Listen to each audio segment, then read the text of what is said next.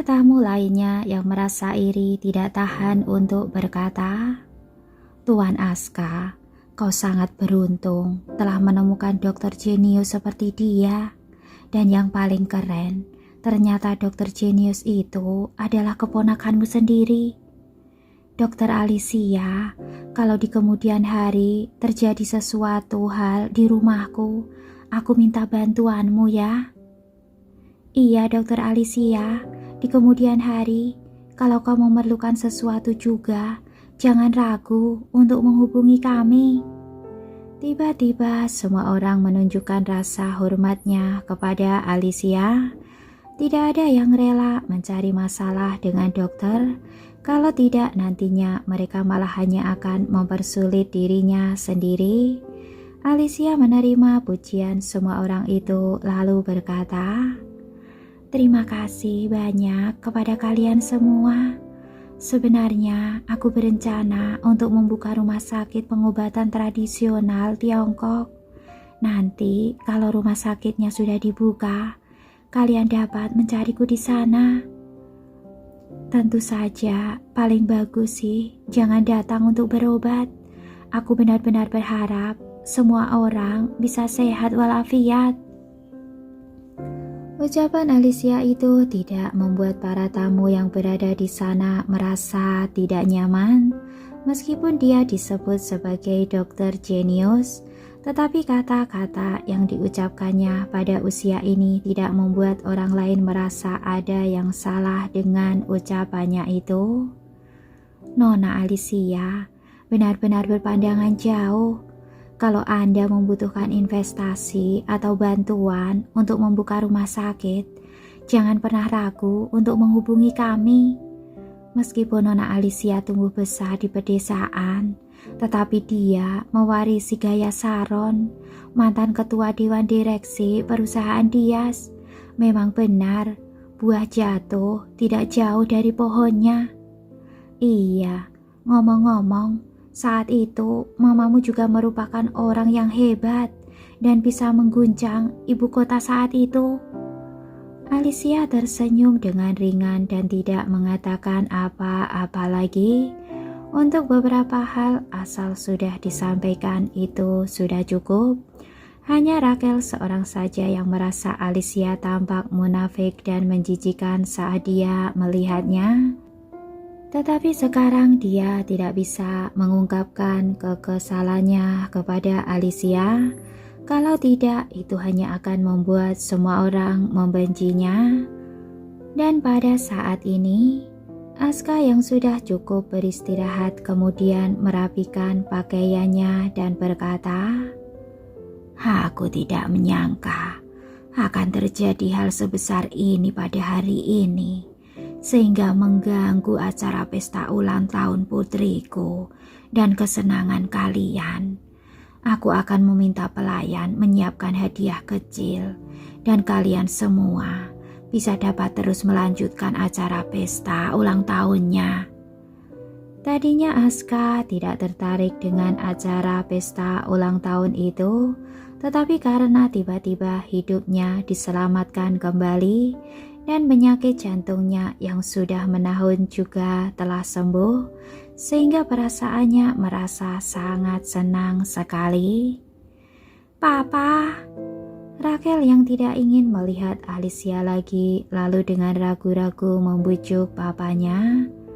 "Kau baru saja sadar dan tubuhmu masih perlu istirahat.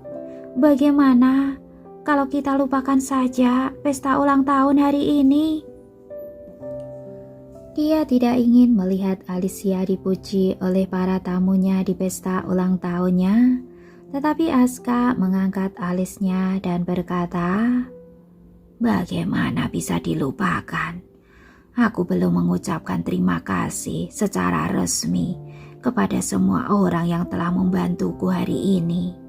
Mulai sekarang, jamuan makan hari ini tidak hanya akan menjadi perayaan pesta ulang tahunmu saja, tetapi juga jamuan terima kasih aku."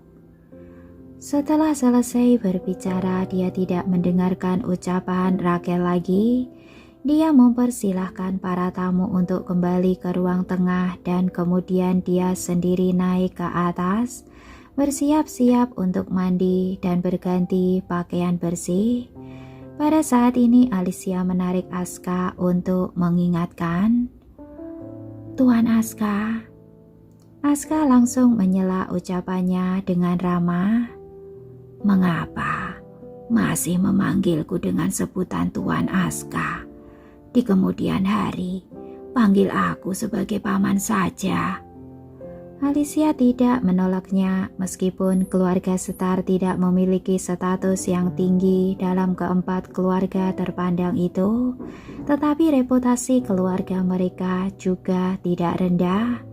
Apalagi keluarga Starr juga berkecimpung dalam produksi dan penjualan alat-alat medis. Dia sangat membutuhkan jaringan koneksi dari Aska. Setelah Alicia memanggilnya dengan sebutan Paman Aska, lalu sambil tersenyum dia mulai berbicara serius. "Paman Aska, meskipun penyakit tahunanmu sulit untuk diobati, tetapi itu sama sekali tidak akan bisa menyebabkan infak serebral. Aku tadi datangnya agak terlambat, sehingga tidak tahu apa yang barusan terjadi. Mengapa kau tiba-tiba pingsan tadi?" Aska yang merasa sangat gembira sekarang telah melupakan penyebab pingsannya dia tadi. Saat Alicia menanyakannya, dia baru teringat dengan gadis yang dibalut dengan pakaian berwarna hitam itu, dan ekspresi wajahnya langsung menggelap. Rachel yang berada di sebelahnya langsung memucat. Dengan cepat dia mengubah topik pembicaraannya dan berkata, "Papa, kau jangan memikirkan hal-hal sepele itu dulu. Pakaianmu penuh dengan lumuran darah sekarang. Cepatlah naik ke atas untuk membersihkan diri dulu. Aku akan mengurus hal lainnya." Kalau dulu mungkin Aska benar-benar akan menyerahkan masalah seperti ini kepada Rachel, tetapi sekarang rasa cinta dan kasih sayang serta kepercayaannya kepada Rachel sudah sirna. Dengan dingin Aska berkata, "Masalah ini sangat penting. Aku hampir terbunuh tadi, jadi aku tidak bisa membiarkannya begitu saja. Aku akan menangani masalah ini sendiri. Kepala pelayan, bawakan si wanita bergaun hitam itu kepadaku." Wajah Rachel memucat, dia tampak sangat cemas dan tidak tahu harus berbuat apa. Dengan marah dia menatap Alicia dan tatapannya seolah-olah ingin membunuh seseorang saja. Tetapi itu hanya tatapan saja dan Alicia mengangkat bahunya dengan acuh. Dia bertanya, "Adik sepupu, bukan aku yang mengenakan gaun hitam itu. Mengapa kau menatapku seperti itu?" Secara refleks Aska menatap Rachel. Rachel tersenyum dan berkata, "Kakak sepupu, kau salah paham. Aku memakai lensa kontak hitam, mungkin kelihatannya sedikit menakutkan saat dilihat orang lain. Kalau kau tidak menyukainya, maka aku tidak akan melihatmu." Alicia menggelengkan kepalanya. "Kalau begitu, aku sudah salah paham." Rachel merasa sangat geram dan kesal sekali di hatinya, tetapi dia hanya bisa menunjukkan ekspresi tersenyum di wajahnya sekarang. Tuhan sangat tahu betapa kesalnya dia saat ini. Dan pada saat ini Marsha telah diikat dan dibawa oleh para pengawal. Mulut Marsha disumpal dengan handuk. Dan saat dia melihat Rachel, ekspresinya sangat liar dan ganas. Dia berjuang dengan sekuat tenaga dan mengeluarkan suara mengerang.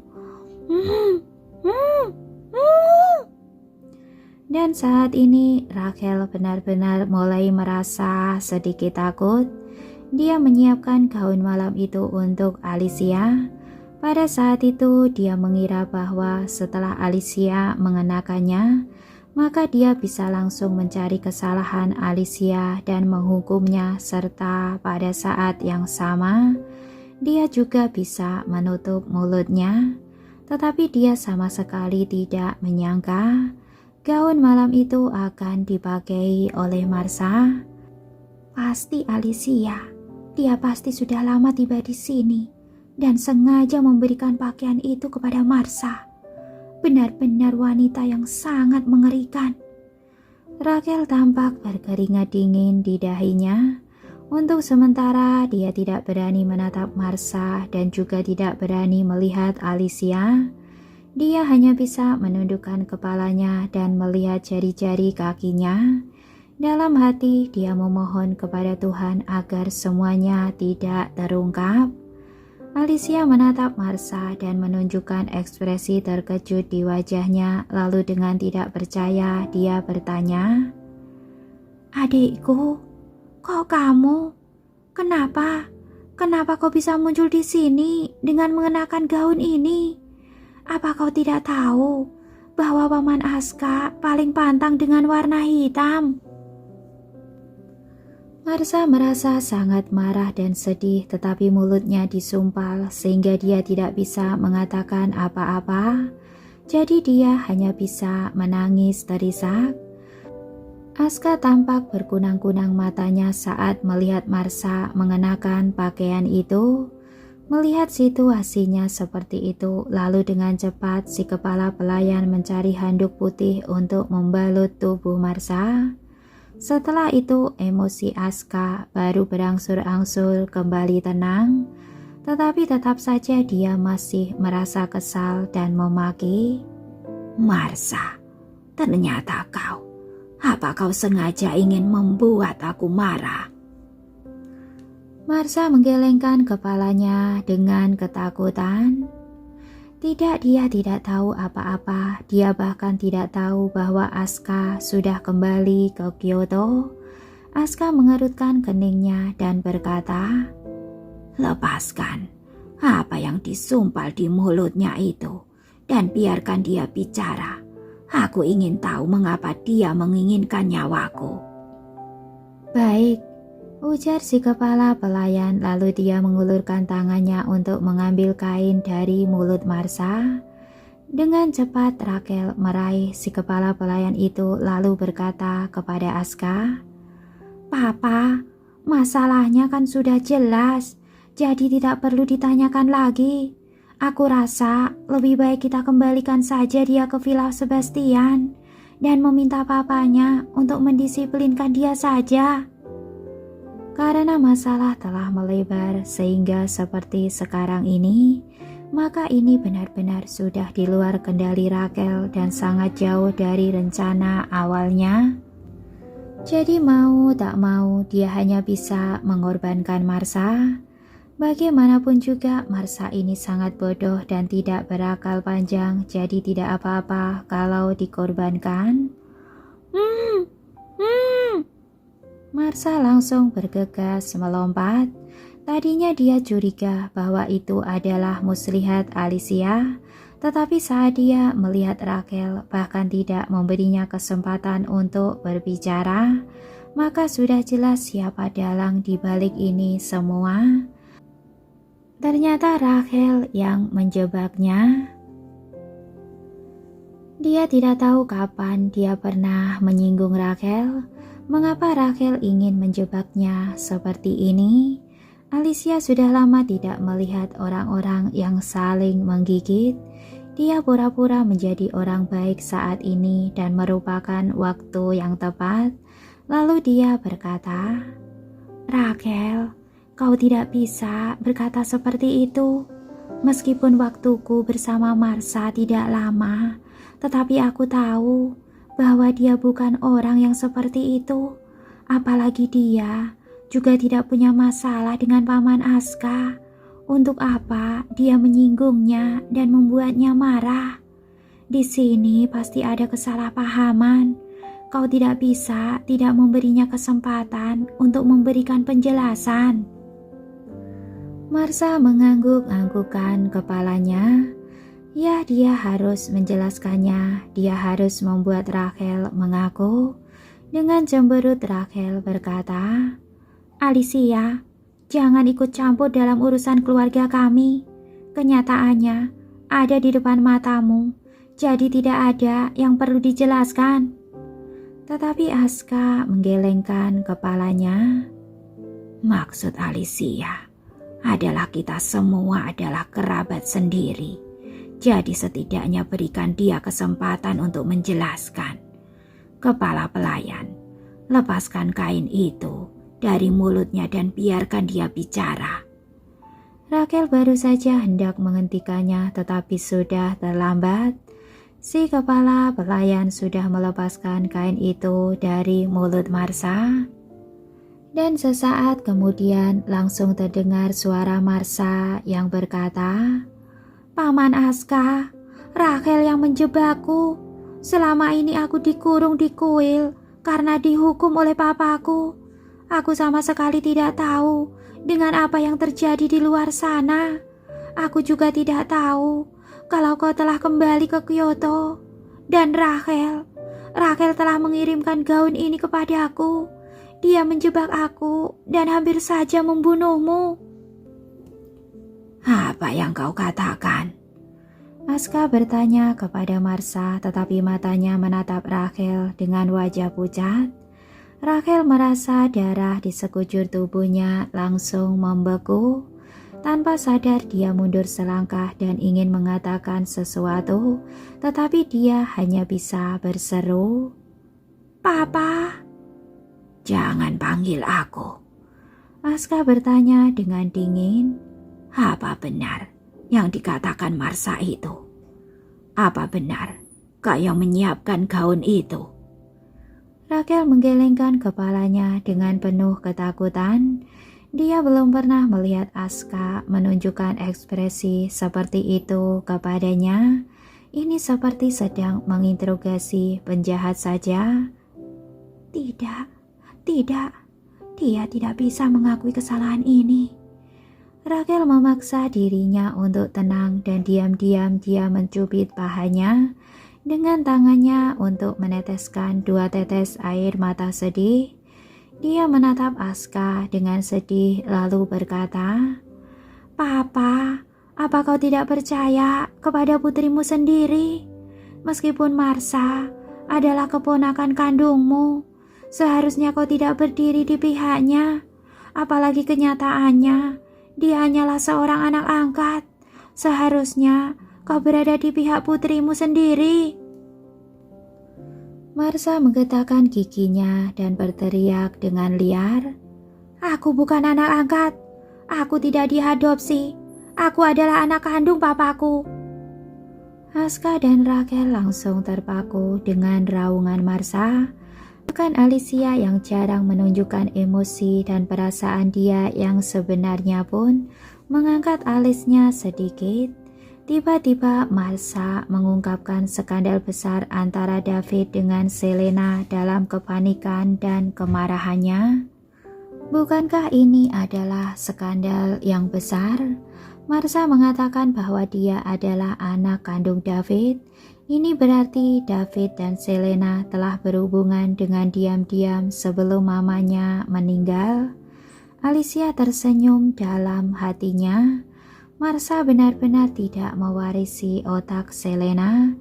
Sifat dan perangainya yang terlalu sembrono dan impulsif itu diwarisi dari David. Malam ini, Alicia benar-benar mendapatkan hasil yang luar biasa. Alicia terdiam sesaat lalu pura-pura tidak percaya. Dia bertanya, "Adikku, apa yang kau katakan tadi?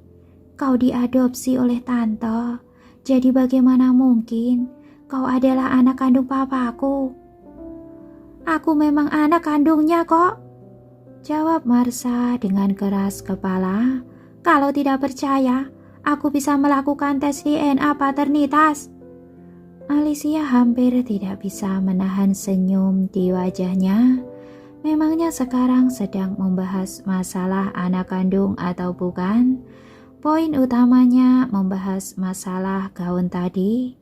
Kebodohan Marsha ini benar-benar sangat membantunya.